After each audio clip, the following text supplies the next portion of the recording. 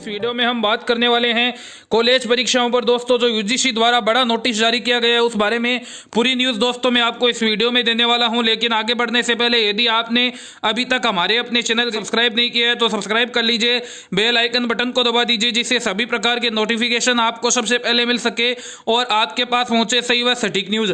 ये दोस्तों आप देख सकते हैं कल रात को यूजीसी द्वारा ये ऑफिशियल प्रेस नोट है वो जारी किया गया है।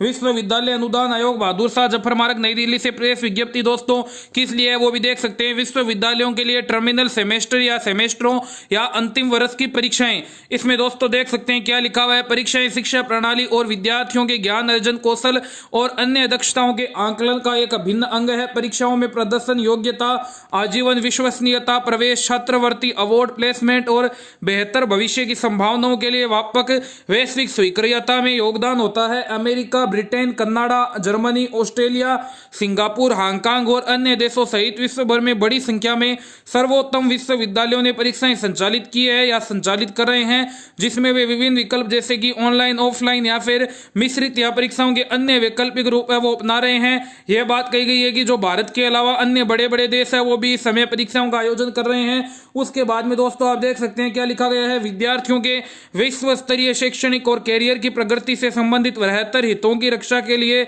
विश्वविद्यालय अनुदान आयोग यानी यूजीसी ने 29 अप्रैल 2020 को परीक्षाओं और शैक्षणिक कैलेंडर के बारे में दिशा निर्देश जारी किए, जिसमें उल्लेख किया गया कि टर्मिनल सेमेस्टर या अंतिम वर्ष की परीक्षाएं 1 से 15 जुलाई 2020 के बीच संचालित की जा सकती है। बढ़ती हुई कोविड-19 महामारी की इस स्थिति को देखते हुए जुलाई 2020 के महीने में परीक्षाओं का संचालन करना कठिन था।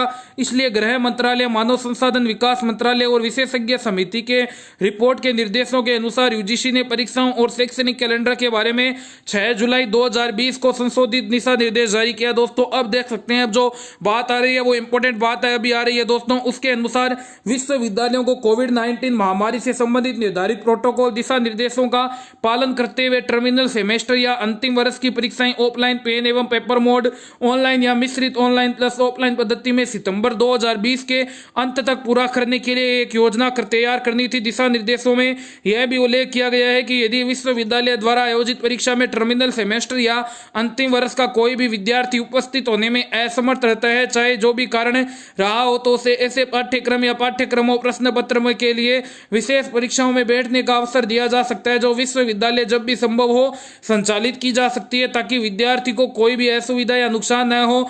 यूजीसी ने अपने 8 जुलाई 2020 के पत्र द्वारा मानव संसाधन विकास मंत्रालय द्वारा सुझाए गए अनुसार मानक संचालन प्रक्रिया एसओपी को भी संप्रेषित किया है। अब ये देख सकते हैं दोस्तों, हाल ही में विश्वविद्यालय को परीक्षा के संचालन की स्थिति से अवगत कराने के लिए आग्रह किया गया था। अभी दोस्तों कुल जो देश में विश्वविद्यालय है वो है 945 विश्वविद्यालयों में यूजीसी द्वारा 1 जून 2020 तक बनाई गई सूची में से 755 विश्वविद्यालयों, जिसमें 120 सम विश्वविद्यालय, 274 निजी विश्वविद्यालय, 40 केंद्रीय विश्वविद्यालय और 321 राज्य विश्वविद्यालय से सूचना प्राप्त हो चुकी है। शेष विश्वविद्यालयों से सूचना प्राप्त की जा रही है। 755 विश्वविद्यालयों में से 560 विश्वविद्यालयों ने परीक्षाएं संचालित की है या करने की योजना बना रहे हैं, जिनका विवरण निम्न अनुसार है। 194 विश्वविद्यालय दोस्तों ऐसे हैं जिन्होंने पहले ही है वो परीक्षा आयोजित कर ली है। 366 विश्वविद्यालय अगस्त या सितंबर में परीक्षा ऑनलाइन या ऑफलाइन मिश्रित पद्धति में आयोजित करने की योजना बना रहे हैं। इसके अतिरिक्त 27 निजी विश्वविद्यालय जो 2019-20 के दौरान आज तक स्थापित किए गए थे, उनका पहला बैच अभी तक अंतिम परीक्षा के लिए पात्र नहीं बना है। तो दोस्तों मैं आपको बता दूं कि जो लगभग यदि हम माने 945 विश्वविद्यालयों में से केवल 560 विश्वविद्यालयों से अभी तक परीक्षा की है वो अनुमति मिली है कि वो परीक्षाएं वो कराने जा रहे हैं, और 400 से अधिक दोस्तों विश्वविद्यालय ऐसे हैं जिन्होंने अभी भी दोस्तों कोई भी जवाब नहीं दिया है। यानी ये मानकर चलिए 95% से ज्यादा दोस्तों इसमें ऐसे विश्वविद्यालय है जो चाहते हैं कि इन विषम परिस्थितियों में विद्यार्थियों की है वो परीक्षाएं आयोजित नहीं की जाए। और इन 560 विश्वविद्यालयों में से भी दोस्तों 194 विश्वविद्यालय ऐसे हैं जिन्होंने पहले ही परीक्षा संचालित कर ली थी। इस कारण से उनको गिनना भी दोस्तों दोस्तों मेरे अकॉर्डिंग वो निरर्थक होगा, क्योंकि उनकी परीक्षाएं पहले हो चुकी है। तो लगभग आप दोस्तों मानकर चलिए कि केवल 366 विश्वविद्यालय ऐसे हैं जो परीक्षाएं हैं वो आयोजित करने की बात है वो कह चुके हैं एमएचआरडी मिनिस्ट्री को।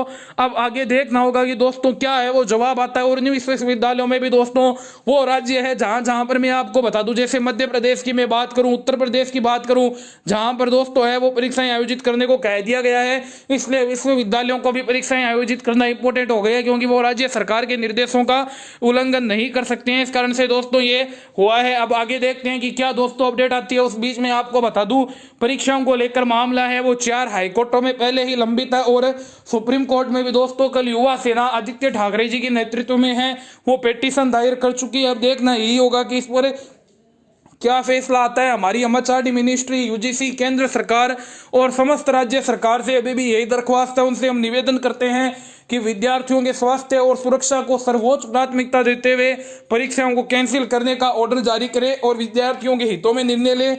धन्यवाद। विश्वविद्यालय और कॉलेज से जुड़ी हुई कोई भी जानकारी, कोई भी अपडेट पाने के लिए सब्सक्राइब कर लीजिए हमारे